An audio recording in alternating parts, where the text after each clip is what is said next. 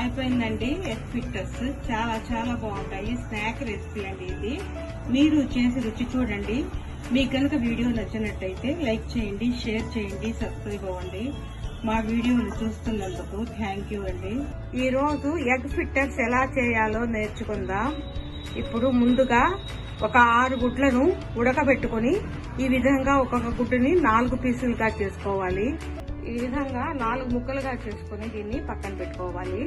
ఒక mixing bowl తీసుకొని దీనిలో ఒక 5 స్పూన్ల మైదా, ఒక 5 స్పూన్ల కార్న్ ఫ్లోర్ తీసుకోవాలి. అల్లం వెల్లుల్లి పేస్ట్ ఒక 1/2 స్పూను, సాల్ట్ సరిపడినంత, మిరియాల పొడి ఒక 1/2 స్పూను తీసుకోవాలి. ఇప్పుడు ఈ పిండిలో అల్లం వెల్లుల్లి పేస్ట్, సాల్ట్, మిరియాల పొడి బాగా కలుపుకున్నాక కోడిగుడ్లు 2 వేసుకోవాలి.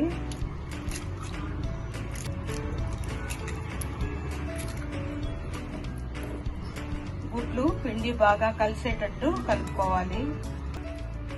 కొద్దిగా నీళ్లు పోసుకోవాలి. థిక్గా ఉందండి బ్యాటర్. ఈ విధంగా కలుపుకోవాలి.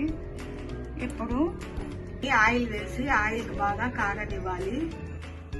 కోడిగుడ్డు ముక్కల్ని ఈ విధంగా పిండిలో ముంచి వేసుకోవాలి.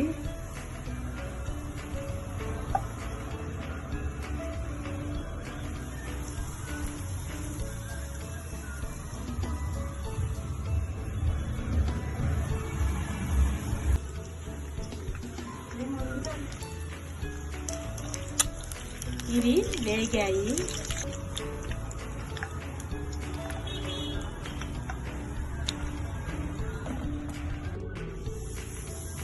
ఇంకొక ట్రిప్ వేసుకోవాలి. అన్ని ఇదే విధంగా ఫ్రై చేసేసుకోవాలి. కడాయి పెట్టుకొని 2 స్పూన్ల ఆయిల్ వేసి తరిగిన అల్లం వెల్లుల్లి ముక్కలు వేసుకోవాలి. ఉల్లిపాయ ముక్కలు కొంచెం పెద్దగా కోసుకోవాలి. పచ్చిమిర్చి 2, కొద్దిగా కరివేపాకు. ఎక్కువ వేగాల్సిన అవసరం లేదండి, కొద్దిగా వేస్తే సరిపోతుంది. కొన్ని స్ప్రింగ్ ఆనియన్స్ కాడలు కూడా తరిగి వేసుకోవాలి.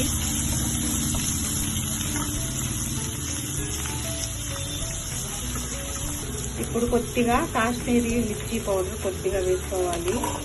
సాల్ట్ కొద్దిగా, soya sauce, spoon corn flour లో కొద్దిగా నీళ్లు పోసి కలుపుకోవాలి.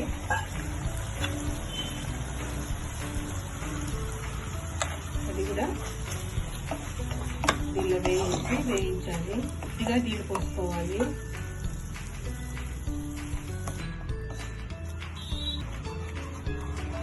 ఇప్పుడు మనం ముందుగానే చేసి పెట్టుకున్న ఫిట్టర్స్ ని వేసి బాగా కలపాలి. అయిపోయిందండి. ఎగ్ ఫిట్టర్స్ చాలా చాలా బాగుంటాయి. స్నాక్ రెసిపీ అండి ఇది.